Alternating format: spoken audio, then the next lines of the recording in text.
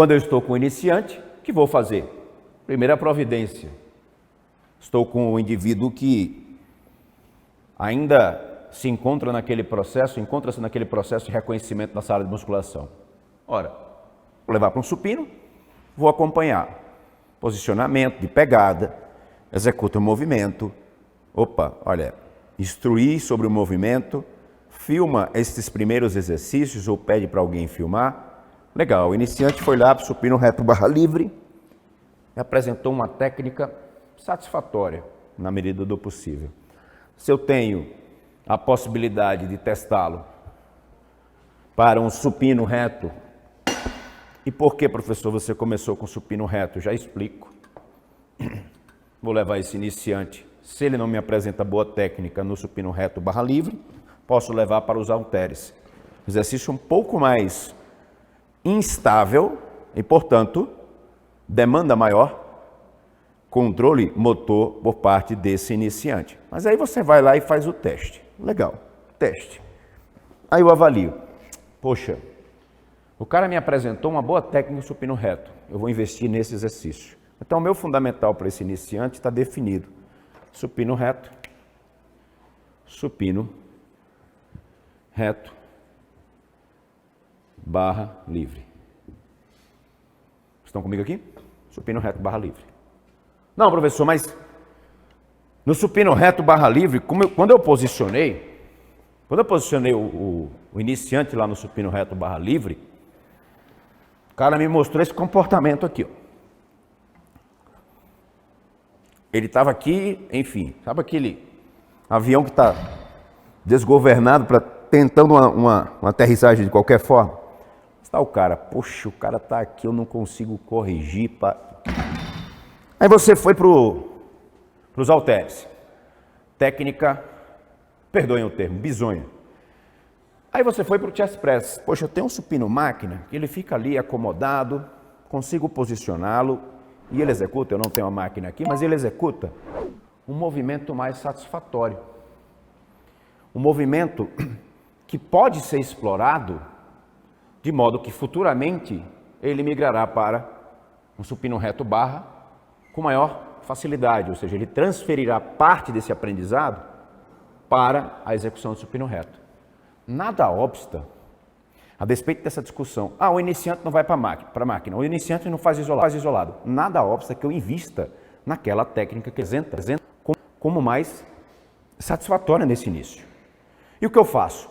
Eu filmo o supino reto barra livre, que ele executa de forma sofrível, e filmo o supino, o chest press. E futuramente eu vou fazendo essa transição, porque a simples transição do chest press, do supino máquina para o barra livre, já implicará para ele uma variação significativa. Já constituirá para ele uma variação significativa. E, portanto, uma sobrecarga no próprio treinamento. Em que momento, professor? Ora, no momento em que ele me apresenta um domínio pleno da técnica, a ponto de justificar uma alteração de exercício. Professor, não há um prazo a pré-estabelecer. Vocês entendem agora por que eu trouxe a discussão?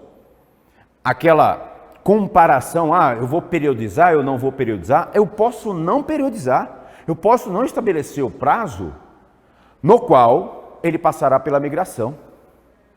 Eu posso programar, eu posso manipular todas as variáveis e criar um programa de treinamento, uma rotina de treinamento para aquele praticante. Mas quando eu farei a migração? No momento em que ele me apresenta domínio da técnica e justifica uma variação. Atenção, eu estou dando esse exemplo no contexto da discussão do músculo peitoral maior, mas ela serve para todos os outros exercícios. Remadas puxadas, flexões e extensões de cotovelo. Ora, não é incomum estar lá, e eu já vou falar porque sou a favor de isolados, inclusive para iniciantes. Já vou falar o porquê. Mas o cara está lá, aí você propõe uma extensão isolada de cotovelo. Aí está aqui, ó. Aí você corrige, aí ele não corrige. Aí você... Poxa, só que você encosta o indivíduo aqui, o praticante, na própria coluna do equipamento, e pede somente para ele estender o cotovelo. E pede para ele trazer. E pede para ele estender. E pede para ele trazer. Só a extensão de cotovelo interessa. Para esses movimentos acessórios de ombro. E aí você vai explicando o que quer. Não, professor, mas com a corda ele não domina tão bem. Posso usar a barra? Pode. Posso usar a barrinha que é assim, em forma de V? Pode. Posso usar aquela que é em forma de W? Pode. Eu vou optar pelo implemento com o qual ele me apresenta a melhor técnica. Dali, vou investir no aprimoramento, na lapidação do exercício. E por que eu citei o supino reto como ponto de partida? Obviamente, eu não poderia dizer obrigatoriamente, mas por que eu parti do supino reto para o exemplo do peitoral maior? Percebam, professores, eu só variarei ângulos de tração com o objetivo de contemplar estes feixes mais superiores, estes feixes mais inferiores. Mas o supino reto é caracterizado por uma adução horizontal do ombro. E todo o peitoral maior espera-se, especialmente o iniciante. O iniciante ele vai chamar todo mundo para a tarefa. Todo o peitoral maior será envolvido no exercício supino reto, ou seja, numa adução horizontal do ombro. Essa é a vantagem. Ao passo que, por exemplo, quando eu me preocupo em direcionar para feixes superiores para feixes inferiores, posso estar não negligenciando, mas optando por uma variação mais específica, aspas, regionalizada. A própria alteração do ângulo de tração, professor, a alteração do ângulo de tração, será possível uma variação. Então, professor, mas o meu aluno disse que acompanha... Qual o nome do professor do gigante? Laí. Mas o meu aluno disse que acompanha o Laí, começou a treinar agora e disse que o Laí executa uma adução assim nos cabos, outra assim, um supino reto com barra, depois ele vai para o chest press, depois ele varia o ângulo para um supino inclinado. Calma. Você tem esse leque para explorar, você vai falar para ele o seguinte, irmão, qualquer variação de adução horizontal vai ser suficiente para contemplar todo o peitoral maior. É por isso, professores, que quando nós conduzimos estudos com destreinados, é mais difícil encontrar diferença entre protocolos. Entende, professor? Conduzir o trabalho com pré-exaustão e destreinados, cadeira extensora ou leg press. Poxa, praticamente não foi observada a diferença. Para quem executou extensor ou leg press, para quem executou só leg press. Porque o destreinado ele vai responder de forma ampla. Ele é menos sensível às alterações. Então, primeira recomendação, se falando de destreinados, não abusem de variações.